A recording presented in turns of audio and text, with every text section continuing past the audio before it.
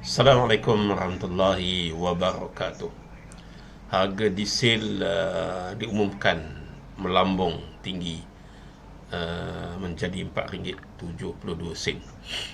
RM4.72. Itu meningkat 80 sen selepas krisis perang Iran Amerika Israel. Namun kita ucap tahniah kerana harga RON 95 masih kekal subsidi RM1.99 di bawah program Budi Madani. Cuma sekarang ini ramai pihak yang menggunakan isu kenaikan harga diesel ini untuk menyerang kerajaan, untuk memperlekehkan usaha kerajaan membantu rakyat dan sebagainya. Memang ada benarnya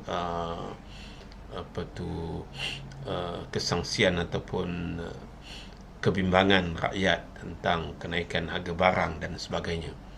Jika perang berterusan, sudah tentu harga minyak, bukan saja diesel, RON 95 juga mungkin akan meningkat, sebagaimana yang diumumkan oleh Datuk Seri Anwar bahawa harga ini mungkin boleh bertahan sehingga bulan Mei. Maksudnya ada sebulan atau 2 bulan saja lagi. Tapi apa yang ingin saya utarakan di sini ialah saya mengharapkan pihak kerajaan dapat memberikan kepahaman yang lebih jitu, memberikan penerangan yang jelas kepada rakyat tentang isu ini, kerana sudah tentu isu ini akan dieksploitasi dan juga akan digunakan oleh pembangkang dan mereka yang tidak bertanggungjawab bagi memburuk-burukkan kerajaan. Sebab itu bagi saya menjadi tugas penting JECOM, netizen, kumpulan cyber trooper ataupun kumpulan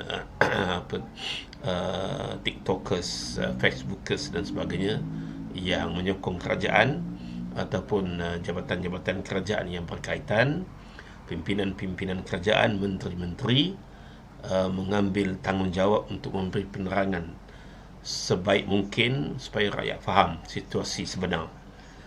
Kita kena tahu bahawa ini bukan salah kerajaan semata-mata, tetapi disebabkan oleh ekonomi dunia, minyak dunia yang melambung tinggi, maka kerajaan tidak boleh dipersalahkan 100%. Sebab itu saya mohon kepada mereka yang bertanggungjawab supaya memberikan penerangan yang tuntas, penerangan yang jelas kepada rakyat, supaya mereka tidak diselewengkan ataupun tidak mereka tidak diselewengkan oleh mereka-mereka yang tidak bertanggungjawab. Kita berdoa agar perang dapat dihentikan dengan secepat mungkin, ekonomi menjadi stabil dan harga minyak juga stabil. Assalamualaikum warahmatullahi wabarakatuh.